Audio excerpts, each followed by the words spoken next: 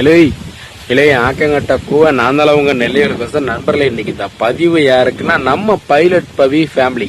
Pilot பவி family பத்தி என்னடா பேச போறேன்னா, பேசும்போது செம்ம சிரிப்பா இருக்கு, காமெடியான விஷயம் நடந்திருக்கு. பைலட் பவி குடும்பத்தில் நடந்த சம்பவம் என்னட்டு நம்ம வீடியோ ஃபுல்லா பார்க்கலாம் வாங்க நண்பர்களே. நம்ம பைலட் பவி ஃபேமிலியில அந்த சிஸ்டர் வீட்டில் இருந்திருக்காங்க. அவர் வீட்டுக்காரர் அந்த அண்ணன் வந்து வீட்டுக்கு உள்ள வந்த உடனே, பவி வயிறு பசிக்கு எனக்கு சீக்கிரம் சோறு வைன்னு சொல்லியிருக்காரு. அதுக்கு பவி சிஸ்டர் சொல்லி தெரியுமா, சோறு வைக்கணுமா? சோறு வைக்க முடியாது, ஒன்றும் வைக்க முடியாது, நான் ஏன் சோறு வைக்கணும், நீ வேணையான வச்சு சாப்பிடுன்னு சொல்லியிருக்கு.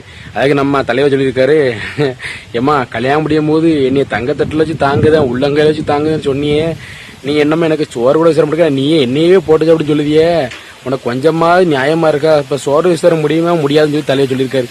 இதுக்கு நம்ம தங்கச்சி பைலட் போய் சொல்லியிருக்காங்க பாருங்க, அதான் வந்து பெரிய ஒரு ஹைலைட்டு.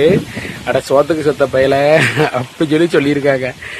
அது வந்து ஒரு பக்கம் பார்த்தா சிரிப்பா இருக்கு, ஒரு பக்கம் பார்த்தா எப்படி சொல்றதுன்னு தெரியல, கஷ்டமா இருக்கு. ஏம்மா பவிமா, என்னதான் இருந்தாலும் அவர் நீ சோத்துக்கு செத்த பையலன்னு சொல்லக்கூடாது.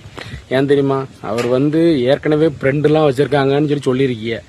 நீ சோறு கொடுக்கணும்னு வச்சுக்கோ, நேராக அவங்க ஃப்ரெண்டு வீட்டுக்கு போயிட்டு அங்கே போய் சாப்பிட்டு வந்துடுவாரு, பீஸா பர்கரு சாண்ட்விச் சாப்பிட்டு வந்துடுவார், பார்த்துக்கோ சொல்லிவிட்டேன். அதனால நீ வந்து இனிமே அவர் வந்து சோத்துக்கு செத்த பையன்னு சொல்லாத, ரொம்ப கஷ்டமா இருக்கா இல்லையா? என்னதான் இருந்தாலும் புருஷன் குடும்பத்தை காப்பாத்தாரு, உழைக்காரு, அவருக்கு ஒரு வாய் சோறு வச்சு கொடுக்கணும்தா. அதாவது கணவன் மனைவியை புரிஞ்சு வாழணும், மனைவி கணவனை புரிஞ்சு வாழணும். அப்பதான் வாழ்க்கை நல்லா இருக்கும். அவர் சோறு கேட்டா நீ சோறு வச்சு கொடுக்கணும், தண்ணி கேட்டா தண்ணி கொடுக்கணும், அவரும் செய்யணும், உனக்கு மாற்றி மாற்றி செய்ய வேண்டியான், சரியா? அதை விட்டு நீ அவரை சோத்த செத்த போய் சொல்லி அவர் ரொம்ப அசிங்கப்படுத்தாத்தாரு, பாவம் மனுஷன் வந்துட்டாரு. இப்படி ஏதாவது ஃப்ரெண்டு வீட்டில் போய் சோத்த சாப்பிட்டு வந்த பார்த்துக்கோ, மோசமான ஆளும் தலைவன், சரியா? அதனால பையமா ரெண்டும் விட்டு கொடுத்து போங்க, சந்தோஷமா வாழுங்க, காசு அதாவது எப்பவுமே சந்தோஷமா இருங்க, அதுதான் மெயின். அதே நேரம் நீங்க ஒரு வேலை பார்த்துருக்கீங்க, ரொம்ப சந்தோஷமா இருக்கு. என்னன்னா நம்ம தமிழக வெற்றி கழகம் தளபதி விஜயண்ண கட்சிக்கு நீங்க பிரச்சாரத்துக்கு ஓட்டு கேட்டு போறீங்க, விஜயண்ணனுக்கு சப்போர்ட்டா. எனக்கு ரொம்ப ரொம்ப சந்தோஷமா இருக்கு. கண்டிப்பா நல்லது எதுவோ அது கண்டிப்பா கடவுள் நடத்தி வைப்பாரு.